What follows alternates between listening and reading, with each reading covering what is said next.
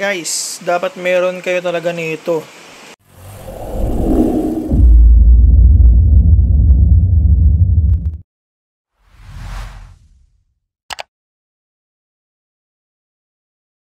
Tingnan yung ating parcel. So what is this? So nakalagay dito is Ultimate Custom Board. Okay. So hindi siya guys, hindi siya brand new. Second hand lang siya kasi wala, naubusan tayo. 40 pieces lang ang naibenta na ganito plus 3 pieces na pang technician. So 43 pieces. Ito lang ang nahawakan natin dun sa 43 pieces na yun. The only and ultimate custom board na nagawa. US made po ito. Gawang Pinoy DIY technician. Yan. So follow nyo po siya sa kanyang channel, si Lodi. Sir Paulo. So ito i-unbox natin. Bakit late natin siyang nakuha, or bakit ang late naman nating mag-review? Kasi guys, meron po kasing darating na yes, may darating na bagyo. Joke. May darating na bago po kasi. Ano po yung bago na yun is, of course, Ultimate Custom Board version 2. Pero bago yung Ultimate Custom Board version 2, magkakaroon muna tayo ng Ultimate na shield. Custom board na shield. So na-review na po niya yun dun sa channel niya, kasi kaso lang is hindi pa na-i-release kasi hindi pa na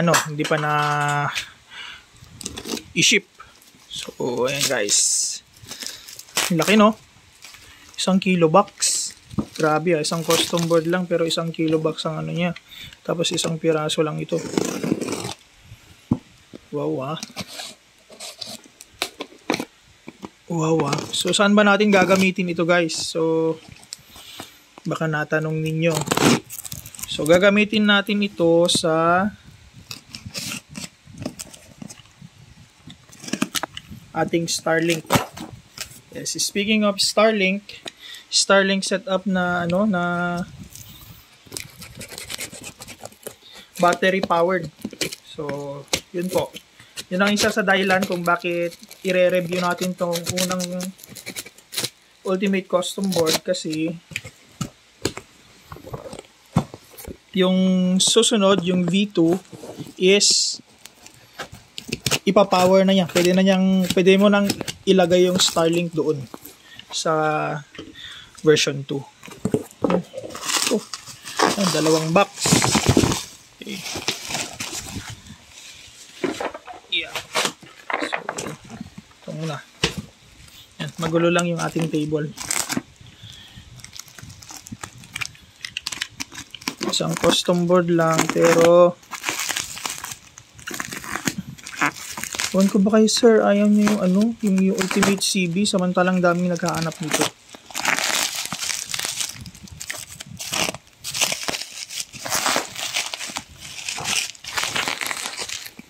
Pause muna natin. Hirap pag isang kamay lang. So ayan guys, grabe, balot na balot. Uy, hindi ba dyan nobe na yan? Okay, so kala nyo lang maliit, pero hindi, malaki siya. Okay, natanggal yung isa. Akala nyo lang guys maliit, pero malaki siya. Okay, so itabi natin dun sa kasi yun ang meron tayo dito Meron kasi tayo dito ang oh no, grabe naman yung rider. Grabe naman. Sige, mamaya na yun. So ayan, itabi natin kay kasi familiar tayong lahat kay Fusion Lab. Ito yung old na UCB Mini, tama, UCB Mini. Na naka orange pie 1. Ayan po, para may reference tayo. So ito po si Ultimate CB. Yan, kita nyo yung difference guys. Malaki siya, parang times 3 times 3 ni ano. Hindi, times 4 ni Fusion Lab CB. Wow, laki no. Bakit siya malaki? Kasi ito guys. Kaya siya tinawag na Ultimate CB. Kasi ito po, 12 volts in ka, tapos pati tatlong access point ipapower na niya dito. Yes. Tatlong access point po yan, whether 24 volts or 48 volts, ipapower niya dito sa ating Ultimate custom board. O, diba? Lalaki pa ng mga capacitor. So, dito, andyan na lahat ata ng kailangan mo. Yes, so, ayan, may extra siyang 5 volts out para sa lights and fans na 5 volts. Then, meron pa tayong, of course, 5 volts, 3 amps na na USB out. Then, meron tayong, ano to? Okay. So, 5 volts, coin, ground, relay, coin, relay, tsaka bill acceptor. Tapos, meron pa tayong fan dito. Tapos, meron pa siyang mga pin ng na 12 volts, 5 volts ulit. Grabe, no? May fan pa ulit dyan. May night light. May smart fan. Smart fan yung nadedetect niya kung mainit na. Then, saka siya mag-on. Then, meron tayong reset, start. Grabe. And then, meron tayong, of course, yan, Founders Edition. Natanong ko nga si Sir Albert dito, Founders Edition. So, 12 volts in, then meron din tayong dito, kung ayaw mong tornilyo. So, 10 volts hanggang 25 volts ang pwedeng ipasok dyan. And, on-off, yan. Then, pwede tayong pumili ng dito sa may LCD niya, kung 5 volts ba or 12 volts. So, ayan po, sinasabi ko sa inyo, made in USA. O, di ba? And then, meron tayong, hindi ko alam to Panoorin ko ulit yung video niya. Pasensya na guys, kasi ngayon lang tayo nakahawak talaga. Matagal na itong board na to, pero ngayon lang kasi tayo nakahawak ng, ng actual unit nito. So, coin LED, run, flash, o yung yung running light. Ayan, mayroon din tayong night light ulit dito. Counter, ground, coin. Ibig sabihin nito, counter is I think yung gray. Yung gray ng yung gray ng yung gray na wire. So, ground coin, red, ground, bill, 12. Okay. Tapos meron pa ulit dito mga fan. Grabe, ang daming pwedeng kumbaga, kung meron kang main, ito na ang ilagay mo kasi kung iso-solar mo siya, iba-battery, DC-DC mo siya, ito na lang kailangan mo Ito na lang ang ilalagay mo dun sa loob. Yan, ito na lang. So, hindi siya pwede dun sa mga dun sa mga pang-deploy mo na ang target mo lang is isang box lang, ganun. Sayang siya.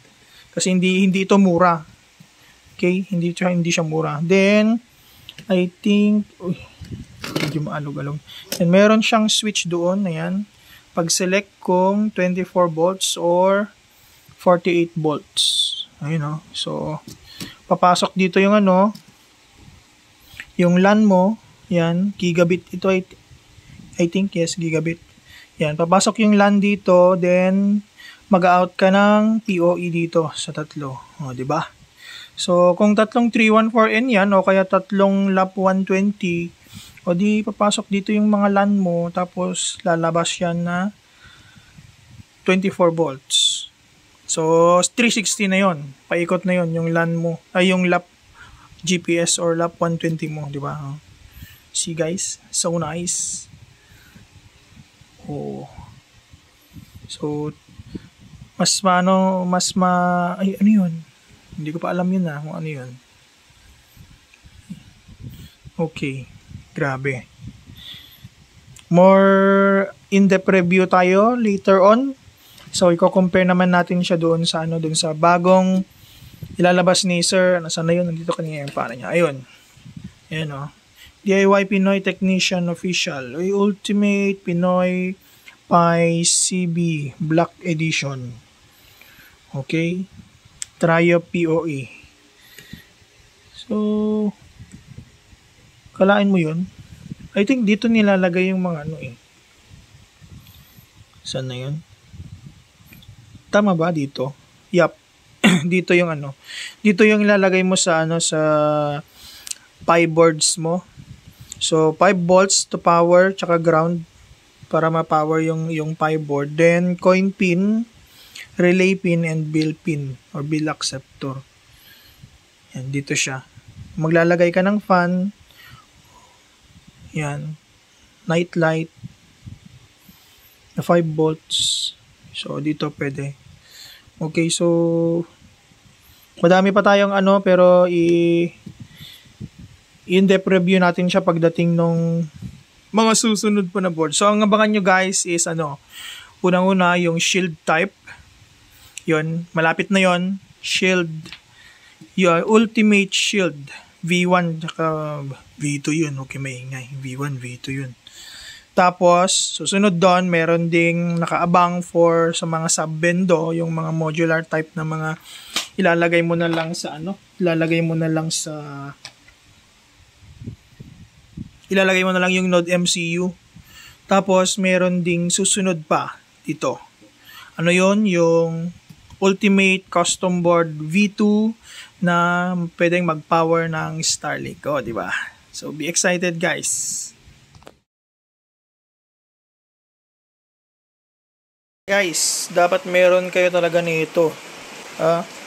Dapat meron kayo nito. Ultimate Custom Board by DIY Pinoy Technician. Ayun o. Dapat meron kayo talaga nito guys. Promise. So, ito yung tinas ko na siya. I'm using this CJW na hindi sponsored to guys. Walang sponsored sa atin. Yes, so far wala pa namang sponsored. Joke. So ito yung ginamit ko nung naka-AC ako. Kasi ito today meron tayong bagong setup. So 12 volts, 5 amps. Gumagana siya at napapower niya itong buong ginamit ko na mga kinabit-kabit ko. So ngayon nagtry tayo ng iba kasi tinanong ko si Sir Paulo kung ilang voltahe yung in niya. So, meron pala dun, hindi ko nakita. 10 volts to 25. So, swak na swak sa ating Starlink ito. Okay, swak na swak siya. So, ayun hindi ko pa ginagalaw kasi. Pero magpapalit ako ng system gamit ito. So, anong ginamit ko? Yes, meron akong, ayan, nakakabit po Ayan po yung red, ayan yung black. So, I'm using a Solar Homes, hindi rin sponsored. 12 volts na 100A. Ito, saka na po yan. Yan. So, ano yung mga pinapower niya? Of course. So, wala pa akong nilagay na bendo. Meron lang nakakabit na coin slot, pero hindi pa yan nakatusok dun sa coin slot mismo. Wire lang. Ayan. So, of course, 12 volts na The new way to earn money with links on the internet, called Linkvertise.net. Blower. Yan, 12 volts. And then, nagpa-power din tayo ng 12 volts na Rowigi RGEG105G na version 1. Naglagay lang ako ng adapter kasi 12 volts siya pero iba kasi yung jack niya. Mas maliit. Ayan. So, yan ang pinapower niya. Yun po maliwanag. And then, magpa-power din tayo ng 12 volts papunta dito sa MikroTik Hex GR3. Okay, so, bale, ito yung ISP ko. Ayan. Galing doon sa kapilang bahay. And then, ito ang nagkakalat ng ating internet dito sa ating inventory. So, pinapower niya yan, Rowigi. Pinapower din niya itong Hex. And, ito pa po. Okay, so tatlong 12 volts yun. Then, itong blue and so kikita ninyo wala pong PoE dyan So, itong blue and yellow is pinapower niya itong EW71. Yung pinakaunang access point ko na galing kay Sir Albert. Ayan. May ilaw pa naman. Tignan nyo. Gamitable. Ayun. O, diba? Mahina nga lang. Gamitable naman. O, diba? So, ayan yung pinapower niya. And then, Dito sa kabila naman is yan, kita nyo is naka-green tayo kasi 48 volts. Pinapower niya itong yan, E314N na nakakonect dito sa hex. Ito yung kanyang access point. Okay? Yan. So, dalawang access point ang pinapower ko, dalawang router, and meron pang isang additional. Okay, dito sa 5 volts, ayan, 5 volts side, pinapower ko yung aking MXQ powered by Adopaisoft. Yan. MXQ TV box kung familiar kayo doon. Yan. Tinetesting ko pa lang kasi siya nakahubad. And of course, pinapower ko din yung yan. So this is a DC to DC. 9 volts DC to DC. Pinapower niya yung ating TP-Link na 9 volts. 600 mA, milliamperes. Wala kasi tayong 9 volts out. So, di ba? To check. Wala, hindi ko pa ito kinabit kasi hindi ko pa na-config para maging access point. So, yun lahat ang ginagamit ko. So, meron tayong Adopaisoft dito, wala pa siyang sub-bendo. Meron tayong 1.5 dyan, wala din siyang sub-bendo. And dito, ilalagay ko kasi hindi ko pa kinabit yung OPI 1. Hindi ko pa kinabit para naman doon sa ating Wi-Fi 5 soft. So, yan guys. Kita nyo naman. Lahat yan, pinapower niya. Wala pong nakatusok na iba dyan. Itong dalawang wire lang. Wala po yan, wala. Ito. Sa coin slot po ito. Yan, coin slot. Yan. So, yan lang. Red and black. Na nandito sa ating battery. Yan lang. Ayan po. Yan.